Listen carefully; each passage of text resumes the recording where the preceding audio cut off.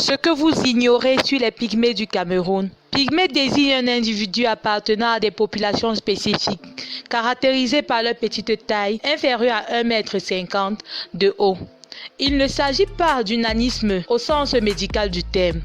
Les termes pygmées, population autochtone ou peuple de la forêt englobent les différents groupes ethniques disséminés de long de l'équateur dans de nombreux États de l'Afrique centrale actuelle, allant de la partie occidentale Cameroun, Gabon, Centrafrique, Congo, République démocratique du Congo, jusqu'au Rwanda, au Burundi et à l'Ouganda à l'est. Ces groupes de chasseurs, cueilleurs, pêcheurs sont aujourd'hui confrontés à une précarisation croissante et leur culture se trouve menacée.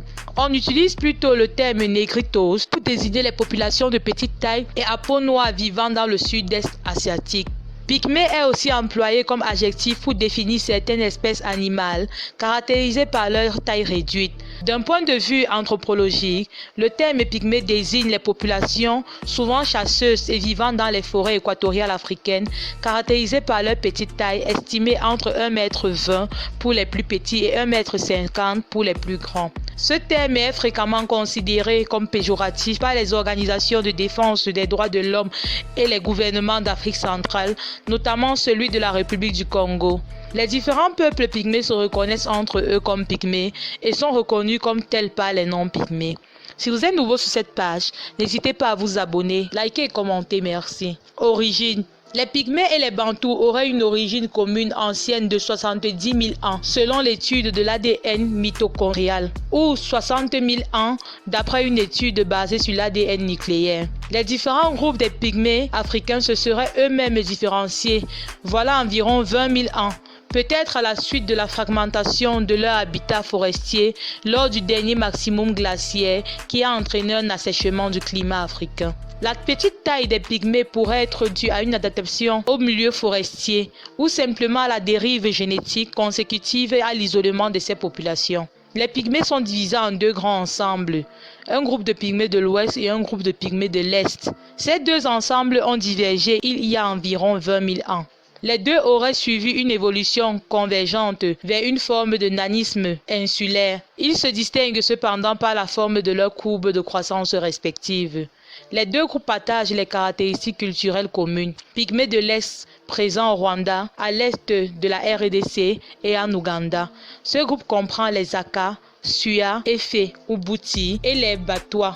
Pygmées de l'Ouest présents au Cameroun, en Centrafrique, au Gabon, au Congo-Brazzaville et en RDC. Ils sont inclus les Baka, Kola, Bongo, Koya, Aka et Toa. Différentes populations et tribus. Comme on l'a vu ci-dessus, il semble exister un grand nombre de tribus pygmées en Afrique centrale. À ces noms doivent s'ajouter ceux par lesquels les désignent les peuples voisins ou les transcriptions des mêmes noms, parfois différentes selon les auteurs. Le préfixe ba désigne un pluriel dans les langues bantoues. Taille estimée de la population et répartition. En 2015, des chercheurs ont décidé d'utiliser des méthodes habituellement plutôt destinées aux plantes et aux animaux pour estimer le nombre de pygmées vivant actuellement en Afrique centrale. Ils ont obtenu un chiffre de 920 000 individus. Mode de vie traditionnel. Les pygmées pratiquent traditionnellement une forme de nomadisme. Ceux-ci se déplacent entre des campements temporaires installés pour une période de chasse. Chaque campement accueille une famille élargie. Ces campements sont constitués d'un ensemble de mongolus, de huttes construites en feuilles de marentancées, assemblées sur un treillis ancré en terre et arquées de force en forme de tonnelle. Les feuilles sont posées comme des tuiles agrafées par leurs pétioles incisées. Ce sont les femmes qui se chargent de construire ces huttes. Dans toutes les ethnies, l'unité sociale de base est le campement. Il est généralement composé de 30 à 70 individus qui vivent dans une dizaine de huttes. Les individus sont généralement étroitement apparentés ou liés par des mariages. La composition des groupes change régulièrement et ils entretiennent de fortes relations entre groupes voisins. La société pygmée, basée sur le retour immédiat par opposition au retour différé, c'est-à-dire un échange de monnaie comme étape, est l'une des plus égalitaires qui existent. Il n'y a pas de hiérarchie au sein des campements, même pour les activités de groupe. Les pygmées pratiquent la chasse à l'arc ou à la balette, à la sagaie et au filet. Alors que la chasse à l'arc ou à la balette se pratique individuellement, les battues au filet peuvent rassembler les individus de plusieurs campements. Les techniques de chasse varient selon le type de gibier disponible, mais aussi selon les groupes ethniques. Ils sont réputés pour la chasse à l'éléphant. Ils pêchent grâce à des retenues temporaires qui leur permettent de capturer le poisson ou à l'aide de nasses de vannerie. En plus des fruits de tubercules, ils récoltent du miel et des chenilles pour l'alimentation. Le produit de la chasse est systématiquement partagé entre les chasseurs pour leur famille. Les fruits de la récolte, eux, ne sont distribués qu'en cas de surplus. Les animaux les plus consommés sont les rongeurs, porcs-épics et rats de Gambie, l'îlochère et les céphalophes. Les petits morceaux de viande à bas et tubercules peuvent être cuits à l'étouffée ou bouillis en sauce par les femmes au campement.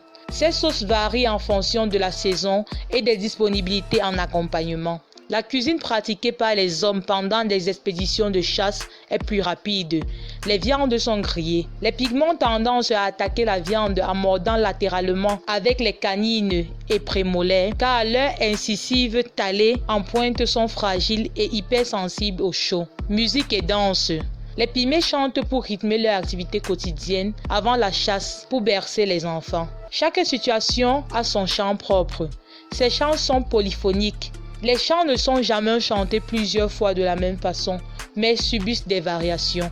Les pygmées possèdent leur propre gamme d'instruments, dont un instrument ressemblant à un peigne à vibration que l'on retrouve sous des noms variés dans diverses régions d'Afrique. La pratique ritualisée de la musique, héritée des traditions anciennes, est aujourd'hui un des derniers moyens de conservation de l'identité et de la culture pygmée. Les chants se transmettent de père en fils et de mère en fille. Langue.